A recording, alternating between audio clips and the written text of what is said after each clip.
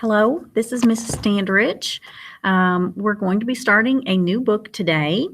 If you have seen my YouTube channel before, you will, I have a couple of other books posted there, but today we're going to start a new one.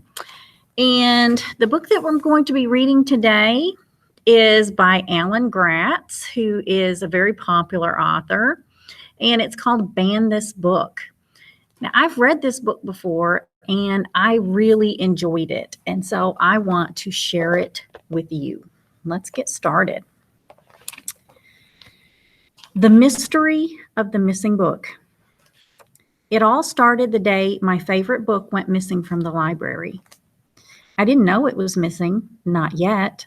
In my mind, it was still sitting there all alone on the shelf, like a kid in the cafeteria waiting for her one and only friend to come and find her. Waiting for me to find her. All I wanted to do was run to the library and check out my favorite book before homeroom. But Rebecca, my one and only real-life friend, was still talking about trademarking our names. Have you ever thought about registering amyannollinger.com? Rebecca asked me. No, Rebecca, I have never thought about registering amyannollinger.com. I'm 9 years old. Why in the world would I bother to register a website with my name on it when my parents won't even let me use Facebook yet? That's what I thought about saying. What I said instead was, no. You should, Rebecca told me. You've got a unique name, but even so, somebody could register it. And then what would you do? RebeccaZimmerman.com is already gone. I'm 10 years old, and already my future intellectual property is being snapped up.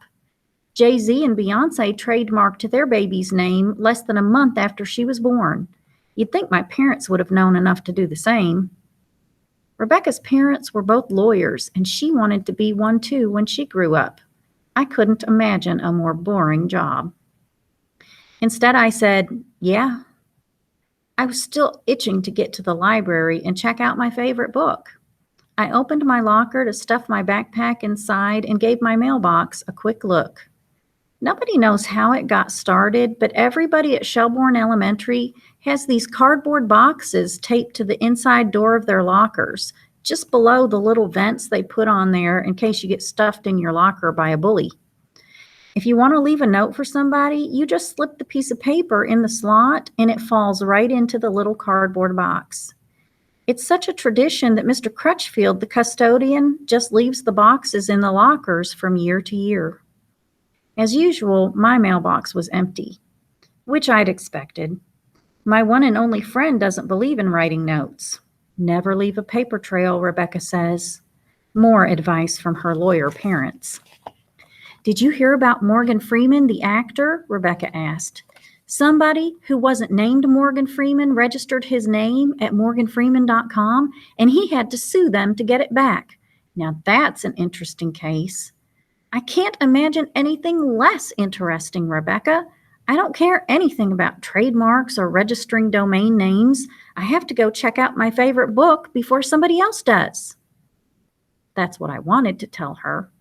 Instead, I held up a handful of books like a shield and said, I have to return these books to the library before class, and backed away before she could tell me more about the court case. I'll see you in homeroom, I called.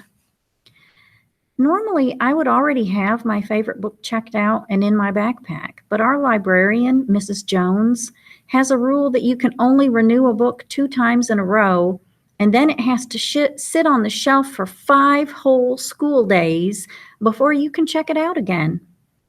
She says it's to make sure other people get a chance to read it, but I think she made that rule up just to make me read other books, which I would have done anyway. I dumped last night's books in the book return and waved good morning to Mrs. Jones on the way to the fiction shelves. Amy Ann, Mrs. Jones called. Honey, wait. Just let me grab my book, I called back. I turned into the H through N shelves and hurried to where I knew my favorite book would be waiting for me. Only it wasn't there. I looked again. It still wasn't there. I looked behind the books in case it had gotten pushed back and was hidden behind the others like they sometimes do, but no, it really wasn't there. But my favorite book was always on the shelf. Could somebody else really have checked it out? I was about to go and ask Mrs. Jones when she turned down the row. Mrs. Jones is a big white lady with short brown hair and rhinestone granny glasses that hang around her neck on a chain when she isn't reading. Today she was wearing a red dress with white polka dots. Polka dots are her thing. "Where's my book?" I asked her. "That's what I was trying to tell you, honey," Mrs. Jones said. "I knew you'd come in for it first thing." "It's been 5 days," I told her. "I marked it down on my calendar. I get to check it out again after 5 days. You said so. Did somebody else check it out?" "No, Amy Ann. I had to take it off the shelf." I frowned. Take it off the shelf? What did she mean, take it off the shelf? Why? Mrs. Jones sighed and wrung her hands. She looked like she was about to tell me my dogs had died. "Because some parents got together and said they didn't think it was appropriate for elementary school, and the school board agreed with them." "Wasn't appropriate? What does that mean?" "It means I can't check it out to you, honey, or to anybody else. Not until I talk the school board and get this nonsense overturned. It means, Amy Ann, that your favorite book was banned from the school library." Did I just say that? I felt like the carpet under my feet was turning into quicksand, and I was sinking fast. I grabbed hold of the bookshelves so I wouldn't fall over. "But it isn't inappropriate. It's very appropriate. It's a great book. It's my favorite book." "I know, honey. I agree. Nobody but your parents has the right to tell you what books you can and can't read. I promise you I'm going to fight this. But in the meantime, I have to abide by what the school board decides, or I could lose my job." All I could do was nod. I felt like crying, which was stupid. It was like somebody had come into my bedroom and taken my stuff without asking, which was even more stupid because it was a library book. Library books belong to everybody. "You can help get it back, Amy Ann," Mrs. Jones said. I wiped a tear from my cheek. "How?" "There's going to be a school board meeting Thursday night, and I'm going to be there to tell them all how wrong they are. It'd be even better if they heard it from you." My eyes went wide. Me?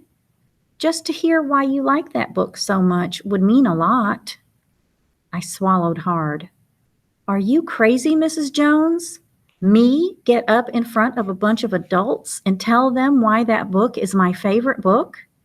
Do you have polka dots on the brain? I can't do that." That's what I wanted to say. Instead, what I said was, "Okay." My favorite book and why. The late bus dropped me off in my neighborhood, and I stood by the curb, looking down the street at my yellow house. Inside that house right now were Thing 1 and Thing 2, my two annoying little sisters. I closed my eyes and shuddered at the thought of having to spend one more minute with them. You haven't met them yet, but trust me, if there was a prize for worst siblings of the century, Alexis and Angelina would rank right above Fudge Hatcher, Stink Moody, and Edmund Pevensie. And Edmund Pevensie basically sold his brothers and sisters out to the White Witch for a plate of desserts. Right then and there, I thought about running away from home, just like the main characters in my favorite book. Did I tell you what my favorite book is? The one that got banned from the Shelbourne Elementary Library? The one I said I would go to the school board meeting and talk about, out loud, in front of other people? It's From the Mixed Up Files of Mrs. Basil E. Frankweiler by E.L. Konigsberg. I like a lot of other books too, especially Island of the Blue Dolphins, Hatchet, My Side of the Mountain, Hattie Big Sky, The Sign of the Beaver, and Julie of the Wolves. Basically any story where the main character gets to live alone. Indian Captive is pretty great too, even though Mary Jemison has to live in an Indian village. But I would rather live with Indian kidnappers than live with my two stupid younger sisters. I turned away from my house and looked down the road that led out of my subdivision toward the 4-lane. Papa Taco, our favorite Mexican restaurant, was just 15 minutes away by car. I could run away to there. How long would it take me to walk it? I shook my head. Even if I made it, what was I going to do? In From the Mixed Up Files of Mrs. Basil E. Frankweiler, Claudia and her little brother Jamie run away to the Metropolitan Museum of Art in New York City and hide out every night in the bathrooms so that the security guards don't find them. I could hide out in the Papa Taco bathroom until they locked up for the night, but then I'd just be stuck in a Mexican restaurant all night. Now, if I could somehow get to the library. My dreams of running away died as my mom's car turned into the subdivision and came my way. I waited until she stopped alongside me and rolled down her window. "Hey, stranger, thinking about running away?" Of course I was thinking about running away. Every day I stand here and think about how I could fill my backpack with a change of clothes and all the money I have, which isn't much because you don't give me enough allowance, and ride the late bus until it dropped me off somewhere closer to the mall where I could sleep every night on the beds in the department store. That's what I wanted to say, but of course I didn't. Instead I said, no. Mom was lighter skinned than me, with frizzy hair and big dimples in her cheeks when she smiled, like she was now. "Hop in," she said. "How was school?" she asked as we cruised the 30 seconds to our driveway. I wanted to say, "It was awful. My favorite book got banned, and Mrs. Jones asked me to come to a school board meeting and talk about it, and I said yes, and I don't know how I'll ever do it." But instead, I just said, "Fine." "Don't put your braids in your mouth," Mom told me for the millionth time.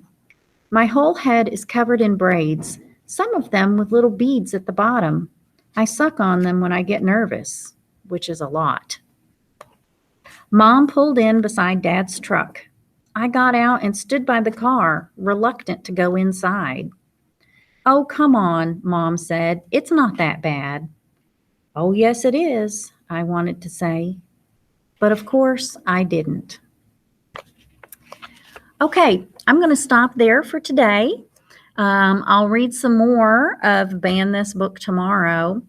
So, how do you think Amy Ann feels? Have you ever felt that way, that you just wanted to run away from home and get away from people? What did you do instead? Do you think running away from your problems is a good answer? Let me know, and I hope to see you back tomorrow. Bye.